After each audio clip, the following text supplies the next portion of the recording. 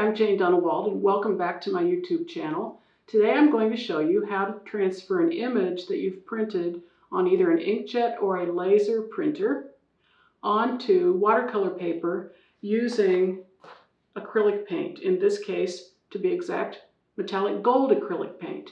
Any acrylic paint will work, and it's a wonderful way to begin a collage or to create a series of images that can be cut out and used in other artwork applications of all kinds of mixed media techniques. So let me show you how I do this. It's really pretty straightforward. Okay, so I'm going to put a little bit of the gold paint. You can use any color on my watercolor paper. I think it's really important to use watercolor paper for this because you are going to have to immerse this in water for a few minutes. And if you use a thinner paper, you run the risk of the paper disintegrating. I could paint the entire page gold if I wanted to, but I have some other ideas in mind, so I'm not. I am going now to take the copy, and I want you to notice something. I reversed this because it needs to be reversed in order to read the right way when I put it down and make the transfer itself. So I did that on the computer in preview, but you've probably got some kind of an application on your computer that you use for reversing, and you want to take full advantage of that.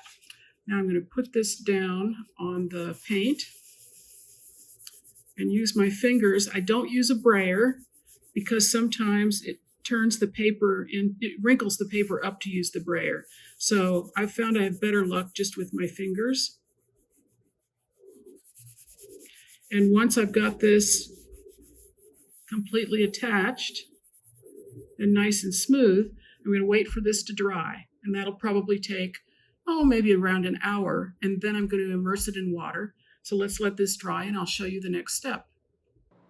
Okay, so once the paper dries and the paint dries, then you want to put that watercolor paper with the image on it in some lukewarm water. Doesn't need to be real hot.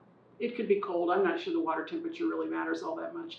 In any event, put it in the water and let it sit there for 4 or 5 minutes. That'll soften up the paper and make it really easy to rub it off.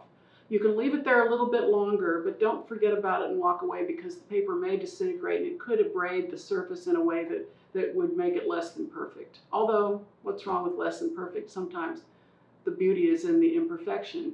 Now, when I get ready to remove the paper, I'm going to put a towel down on my work surface to keep it dry. And then I'm going to have this piece that's been in the water for about 4 minutes. And you can see that I can actually see the image through the paper. Now what I'm going to do is rub the paper off so that the ink will be captured in the paint on the surface and the image will be finished. Let's do that. Okay, so this part of the paper wasn't really stuck down to begin with, so I can just peel that away. Again, to get a preview of what this will look like. And then I find an old washcloth is a really useful way to remove the excess paper.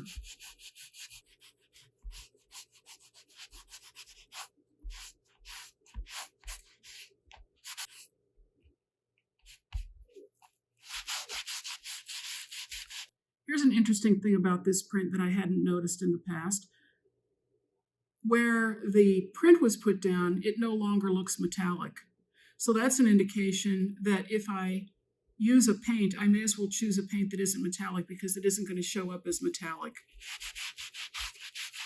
It's also true that what looks opaque right now will turn clear when the matte medium dries, and so that will affect how it looks later as well. So this one's still damp, but let me get one that's dry and let's take a look at it side by side. So this is an image that I made as a test run, and you could see that all the medium that was around it, it looked like this when it was wet.